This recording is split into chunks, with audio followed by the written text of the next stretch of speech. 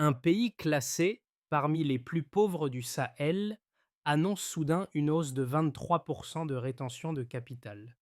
Pris isolément, ce chiffre paraît minuscule à l'échelle mondiale, mais pour une économie fragile, il ressemble à une rupture de trajectoire.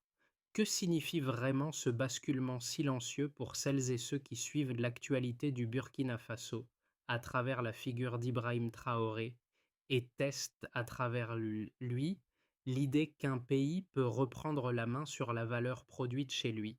Et si ce laboratoire discret annonçait un futur moins lointain pour toute la région? Le pays avance désormais avec une promesse implicite. Si la valeur cesse de s'échapper, il devient enfin possible de financer ce qui, pendant des décennies, demeurait hors de portée. Cette perspective condensée en une dizaine de mots agit comme un point de bascule stratégique. Elle transforme une règle administrative en levier capable de redistribuer attention, responsabilité et bénéfices vers les lieux où la richesse est réellement produite. Mais cette promesse s'accompagne d'enjeux élevés. L'obligation d'implanter les sièges sur le territoire impose aux entreprises un ancrage concret, révélant les coûts invisibles de la distance. Décision lente, incompréhension des réalités locales, absence d'engagement durable.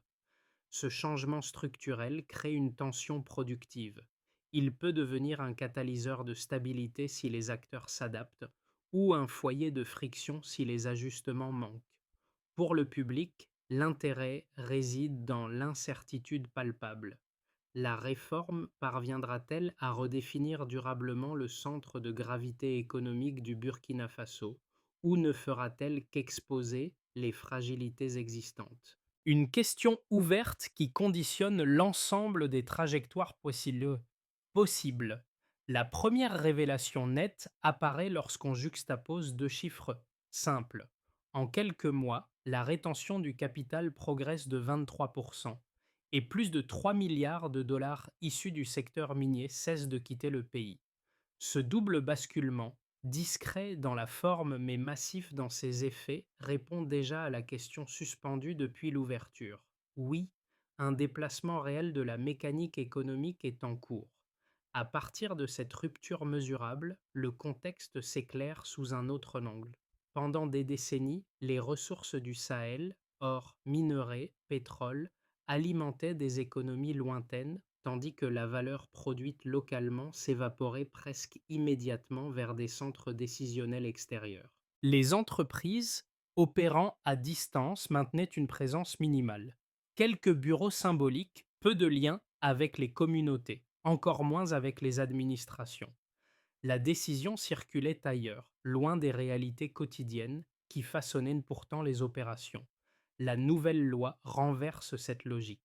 Toute entreprise dépassant un seuil de 5 milliards de FCFA doit désormais établir son siège dans le pays.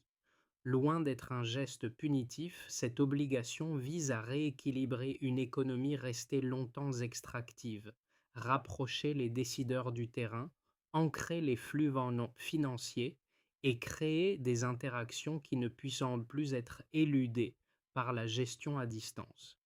C'est ce changement de proximité qui commence à redéfinir le rythme national. Dans ce cadre, Ibrahim Traoré occupe une position centrale. En exigeant que ceux qui tirent profit du territoire participent réellement à sa dynamique interne, il introduit une notion longtemps marginalisée, la responsabilité directe. À mesure que les multinationales sont obligées de clarifier leur présence, de nouvelles infrastructures émergent, les chantiers se multiplient, les services périphériques se densifient. Les décisions deviennent plus rapides, les pressions diplomatiques plus visibles, les rapports de force plus tangibles. Ainsi, la trajectoire économique du Burkina Faso n'est plus seulement un flux sortant. Elle se recompose autour d'un centre décisionnel qui choisit enfin de rester. Pour mesurer concrètement l'effet de cette proximité imposée, deux scènes simples suffisent. Dans les mines et sur les chantiers, les travailleurs observent l'arrivée régulière d'équipes dirigeantes qui, naguère, ne se manifestaient qu'à distance. Cette présence modifie les routines. Les problèmes techniques se résolvent plus vite, les décisions se prennent sur place et les investissements ne dépendent plus d'interminables validations venues de l'extérieur.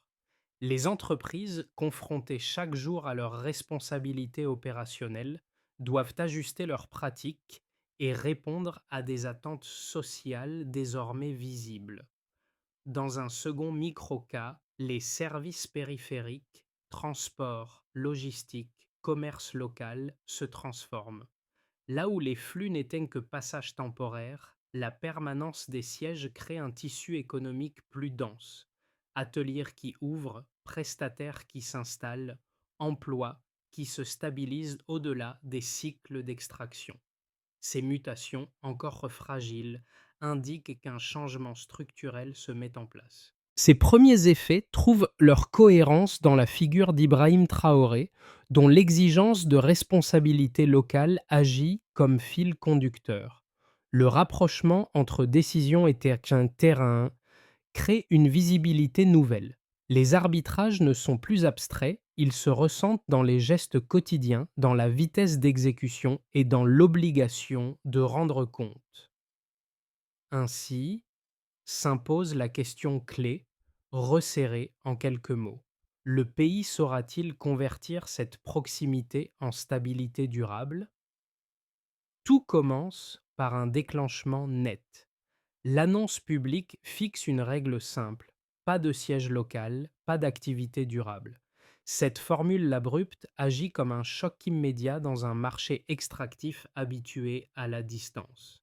Les entreprises doivent revoir leurs implantations, redessiner leurs chaînes logistiques, redistribuer leurs équipes. Certaines découvrent que leur modèle, jusque-là efficace, reposait sur une séparation artificielle entre décision et terrain. D'autres perçoivent une opportunité: stabiliser leurs opérations en s'immergeant davantage dans le pays. Puis survient le point culminant. Dans les conseils d'administration, deux blocs se forment. Le premier, réticent, menace de se retirer, arguant d'une perte de flexibilité et d'une hausse des coûts. Le second, plus pragmatique, y voit un moyen d'améliorer l'acceptation communautaire, de réduire les frictions sociales, d'accroître la rapidité décisionnelle. L'affrontement entre ces deux postures transforme Ouagadougou en lieu stratégique. C'est là que se négocient aussi désormais les marges de manœuvre.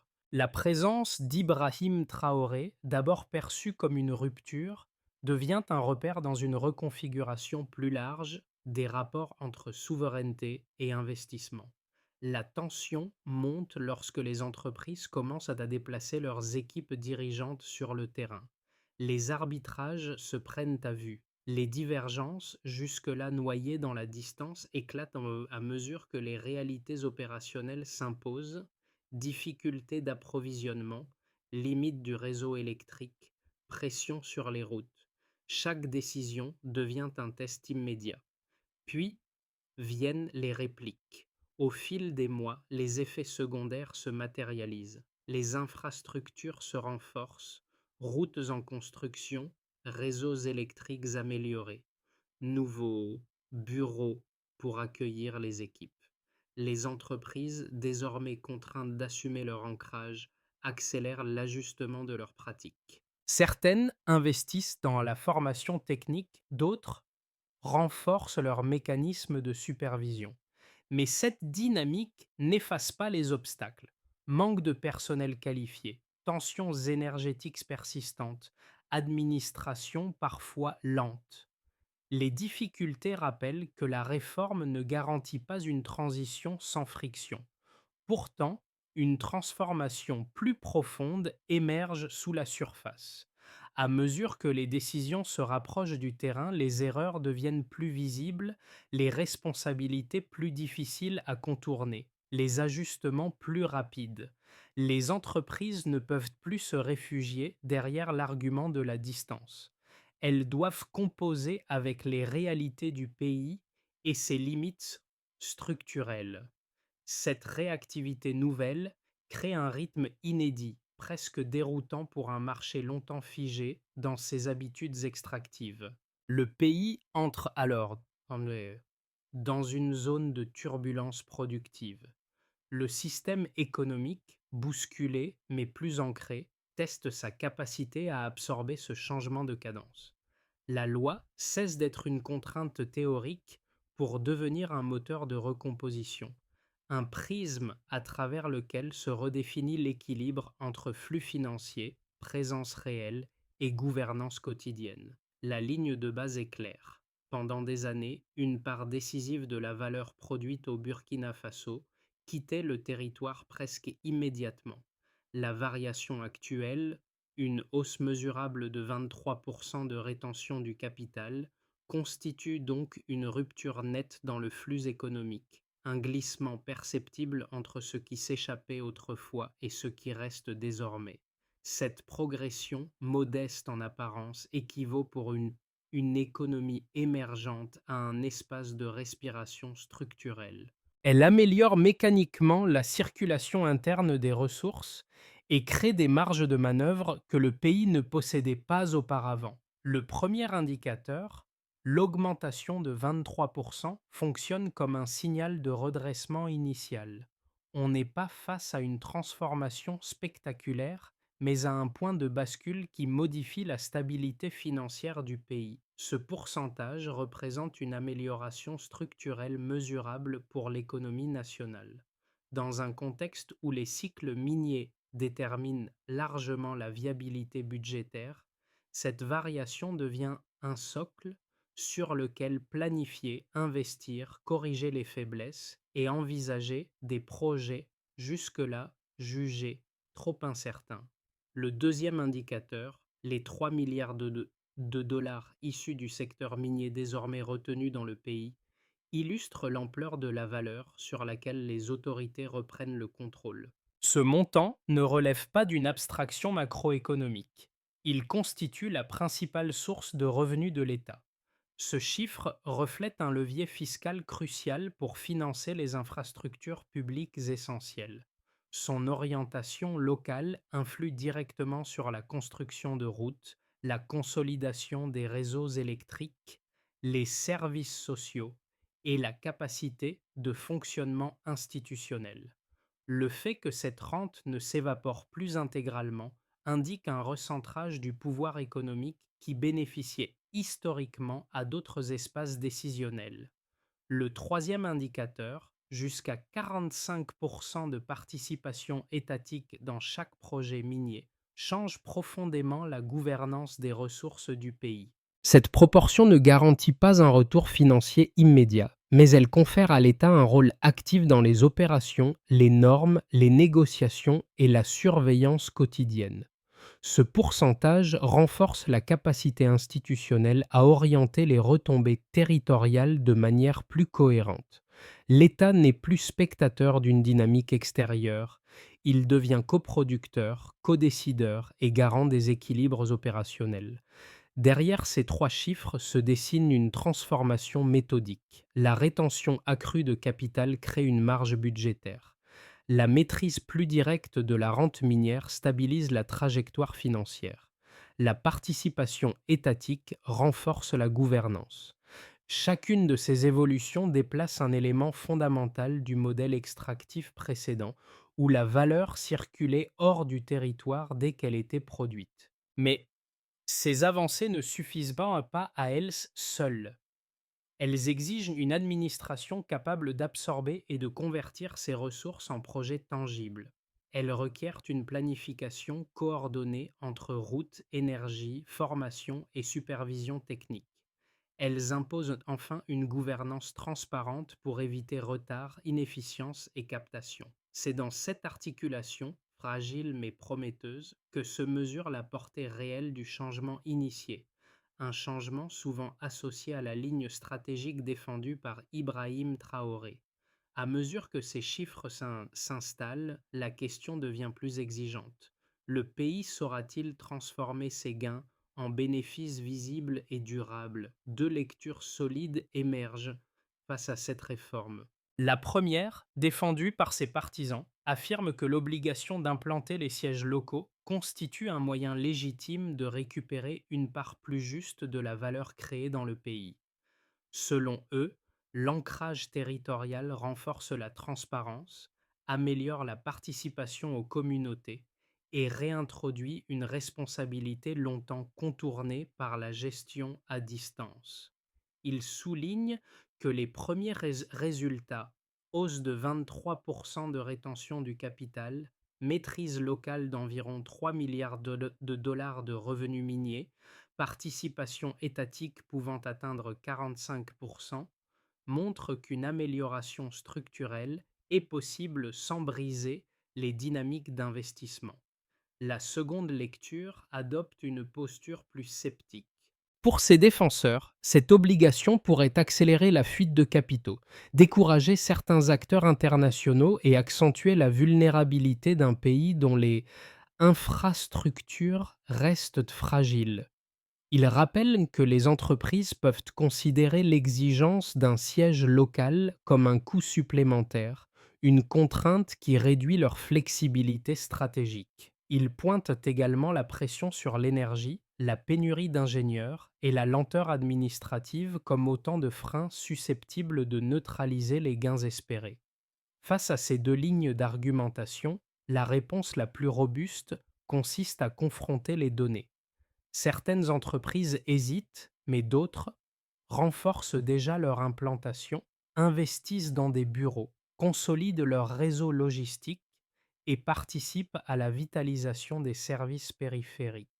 Les infrastructures progressent, même si la dynamique reste inégale. Les signes d'amélioration ne garantissent pas une réussite totale, pas plus que les risques ne condamnent le modèle. La trajectoire la plus cohérente reconnaît donc la nature expérimentale de cette réforme. Les effets positifs, mieux ancrés, plus mesurables, coexistent avec des tensions structurelles réelles. L'enjeu n'est pas de trancher entre optimisme et scepticisme, mais de comprendre que la réforme teste simultanément stabilité, responsabilité et capacité d'ajustement. Lorsque la loi cesse d'être perçue comme une contrainte administrative et devient un cadre qui restructure les comportements, la dynamique économique prend une autre dimension. Au départ, nombre d'entreprises voyaient l'obligation de s'implanter localement comme une intrusion susceptible d'alourdir leurs charges et de réduire leur agilité. Elles anticipaient des coûts, des lenteurs, des ajustements difficiles. Mais à mesure que les infrastructures progressent, que les réseaux se stabilisent et que les équipes dirigeantes s'installent durablement, une relecture s'impose.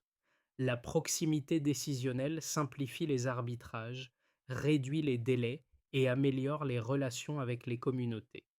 Les entreprises comprennent que la distance n'était pas seulement géographique, elle était stratégique et souvent coûteuse. C'est à cet instant qu'intervient le pivot culturel porté par Ibrahim Traoré. La présence physique cesse d'être un fardeau et devient un outil. Mieux saisir les réalités, anticiper les besoins, ajuster les décisions à la vitesse du terrain. Les citoyens, eux, perçoivent un changement subtil mais déterminant. La valeur produite localement ne se dissipe plus entièrement. Elle circule davantage dans les écoles, les ateliers, les chantiers. Le centre de gravité économique commence réellement à se déplacer. Les effets de la réforme se déploient différemment selon les acteurs, chacun absorbant à sa manière le déplacement du centre décisionnel vers Ouagadougou, déplacement largement associé à l'impulsion d'Ibrahim Traoré. Les quatre groupes concernés, institutions publiques, entreprises, citoyens et observateurs régionaux, voient ainsi leur quotidien s'ajuster à un rythme inédit. Du côté de l'État, les autorités bénéficient désormais d'une marge de manœuvre accrue grâce à la rétention du capital et à la maîtrise plus directe des revenus miniers. Cette nouvelle latitude permet de lancer des projets d'infrastructures longtemps différés. Routes, réseaux électriques, Bâtiments administratifs. Toutefois, cette puissance apparaît fragile. Elle exige une capacité administrative solide, une planification rigoureuse et un suivi continu. Sans cela, les gains risquent de se disperser avant de devenir tangibles. Les retards sont plus visibles, les attentes plus fortes, la responsabilité plus directe. Du côté des entreprises, les multinationales doivent restructurer leur fonctionnement. L'obligation de siège local réduit les avantages d'une gestion à distance et impose un réancrage opérationnel. Certaines voient dans cette contrainte une perte de flexibilité, d'autres y lisent l'opportunité d'améliorer l'acceptation sociale et la stabilité opérationnelle. Le coût initial est réel, mais les bénéfices potentiels, rapidité décisionnelle, meilleure connaissance du terrain, légitimité accrue peuvent compenser les frictions. La dynamique reste hétérogène selon les secteurs, mais une recomposition est indéniablement en cours. Du côté des citoyens, les populations ressentent les effets les plus concrets. L'implantation durable des sièges crée des emplois, stimule la formation technique, renforce les services périphériques et modifie la vie quotidienne. Les jeunes accèdent à des métiers jusque-là inaccessibles. Les commerçants voient leur clientèle se stabiliser. Les communautés constatent que la richesse produite ne s'évapore plus entièrement. Les attentes augmentent cependant. L'équité territoriale, la diffusion des bénéfices entre régions, la continuité des investissements deviennent des enjeux majeurs. Du côté des voisins et observateurs régionaux, au-delà des frontières, la réforme burkinabé agit comme un test institutionnel. Les pays riches en ressources observent attentivement cette expérience. Si elle réussit, elle pourrait inspirer un nouveau modèle régional fondé sur la présence réelle, la responsabilité économique et la redistribution locale. Si elle échoue, elle servirait d'argument pour contrer toute tentative similaire. La portée symbolique devient presque aussi importante que les effets immédiats. Ainsi, les conséquences de cette réforme dépassent largement son cadre juridique. Elles redéfinissent des comportements, déplacent des priorités et inscrivent le Burkina Faso dans une trajectoire où chaque acteur doit apprendre à composer avec un centre décisionnel désormais plus proche. Trois trajectoires plausibles se dessinent pour les 6 à 12 prochains mois, chacune dépendant de la manière dont l'État, les entreprises, les citoyens et les partenaires régionaux absorberont la proximité décisionnelle nouvellement imposée. Aucune de ces trajectoires n'assure une certitude. Elles fonctionnent comme des repères pour comprendre comment la dynamique actuelle peut se consolider, se prolonger ou se fragiliser. Prenons un moment pour envisager le scénario de base. Si les capacités administratives se renforcent au même rythme que les infrastructures déjà en progression, la réforme devrait continuer à produire des effets tangibles.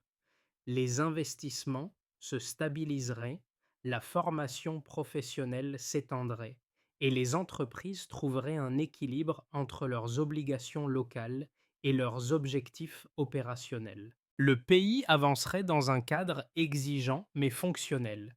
Pas de bond spectaculaire, pas de recul massif, plutôt une consolidation progressive de ce qui a déjà été amorcé. Imaginons maintenant un scénario plus optimiste. Si les infrastructures s'améliorent plus vite que prévu, routes mieux adaptées, réseaux énergétiques plus fiables, logistique plus fluide, les entreprises pourraient accélérer leur implantation durable.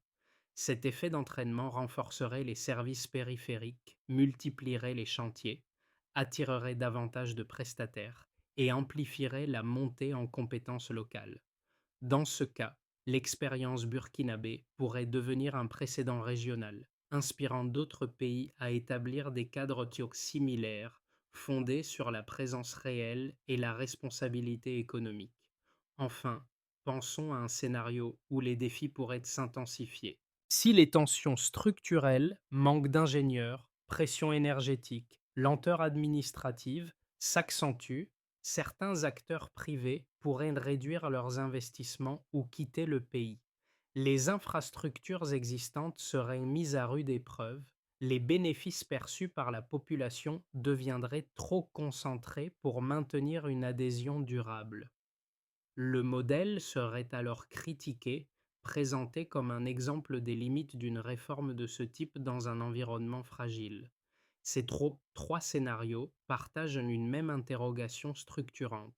Comment garantir que la proximité décisionnelle reste soutenable sans devenir un fardeau pour le système économique? La réponse, davantage qu'une prédiction, exige un cadre analytique. Observer les signaux faibles, mesurer les ajustements, comparer les trajectoires et anticiper les points de bascule. L'impact de la réforme se lit avant tout dans les trajectoires individuelles, là où les chiffres se transforment en expériences concrètes. Trois groupes distincts, travailleurs, communautés locales, observateurs engagés, perçoivent chacun une transformation progressive du paysage économique et social, pour les travailleurs directement impliqués. Dans les mines, sur les chantiers et dans les services techniques, les équipes voient s'intensifier les opportunités liées à la présence décisionnelle renforcée. Les formations deviennent plus fréquentes, les problèmes sont traités plus rapidement et les postes se diversifient. La proximité des dirigeants crée une réactivité nouvelle, perçue comme un changement majeur dans un secteur longtemps dominé par la lenteur administrative et l'éloignement stratégique. Leur attente principale demeure la continuité, que les entreprises maintiennent cet effort d'accompagnement sur le long terme pour les familles et les communautés locales. L'installation durable des sièges modifie le tissu social. Commerce plus stable, transport mieux structuré, services plus réguliers. Les bénéfices apparaissent surtout dans les zones où les entreprises s'établissent, créant un écosystème qui dépasse la simple extraction. Le défi réside cependant dans l'équité territoriale. Toutes les régions ne progressent pas au même rythme, et certaines risquent d'être marginalisées. Pour les observateurs engagés, entrepreneurs, enseignants, journalistes, ils voient la réforme comme un laboratoire institutionnel dont les effets pourraient influencer les politiques futures. Leur principal sujet d'attention concerne la gouvernance, la capacité de l'État à convertir la valeur retenue en infrastructures durables, en formation réelle, en services tangibles. De ces trois regards émergent deux suggestions clés: renforcer les mécanismes d'évaluation locale et soutenir des partenariats éducatifs capables d'assurer une montée en compétences durables. Pour que la proximité décisionnelle devienne un cadre durable plutôt qu'une parenthèse fragile, une feuille de route méthodique s'impose. L'objectif général, déjà affirmé publiquement par Ibrahim Traoré, consiste à transformer la valeur retenue en résultat visible. Cette transformation dépend de 5 étapes structurantes qui organisent les responsabilités, les délais et les indicateurs de suivi. 1. Renforcer les infrastructures essentielles. L'État doit programmer des objectifs trimestriels pour l'énergie, les routes et la logistique. Les entreprises, en échange d'un cadre plus stable, cofinancent certains segments. Cela signifie que nous devons observer des indicateurs tels que les taux de disponibilité énergétique, délai de livraison, maintenance. 2. Structurer la formation professionnelle. Les ministères, en partenariat avec les entreprises installées, doivent ouvrir ou élargir des centres techniques. L'enjeu est de produire ingénieurs, techniciens, superviseurs capables d'opérer localement. Cela signifie que nous devons observer des indicateurs tels que taux d'insertion professionnelle à 6 ou 9 mois. 3. Instaurer une gouvernance transparente. Un système d'audit régulier, publié publiquement, permettrait de suivre l'usage des fonds issus de la rétention du capital. Cela signifie que nous devons observer des indicateurs tels que Conformité des projets, respect des délais, qualité des dépenses. 4. Stabiliser la relation avec les entreprises. Un cadre lisible, des procédures rapides et une administration mieux coordonnée rendent l'implantation durable soutenable. Cela signifie que nous devons observer des indicateurs tels que temps moyen d'instruction, volume d'investissement renouvelé. 5. Ancrer la responsabilité locale. La présence obligatoire des sièges vise à rapprocher les décisions du terrain. Cela signifie que nous devons observer des indicateurs tels que fréquence des réunions stratégiques tenues sur place, réactivité opérationnelle. En orchestrant ces 5 étapes avec constance, le pays peut convertir la dynamique actuelle en trajectoire structurelle. En revenant vers les premières images évoquées, celle des travailleurs, observant l'arrivée progressive des équipes dirigeantes autrefois distantes, on comprend mieux la portée réelle de la transformation en cours. Ces scènes, simples mais révélatrices, incarnent le glissement fondamental qui traverse le pays. La décision n'est plus un mouvement lointain, elle s'exprime désormais dans les gestes quotidiens, dans la proximité, dans la responsabilité assumée.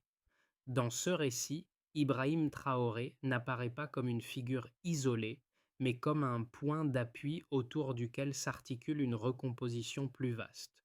Son initiative a modifié le cadre mental dans lequel se pensaient les rapports entre entreprises, États et citoyens. Les bureaux qui s'installent, les routes qui se construisent, les services qui se densifient témoignent de cette bascule lente mais déterminée.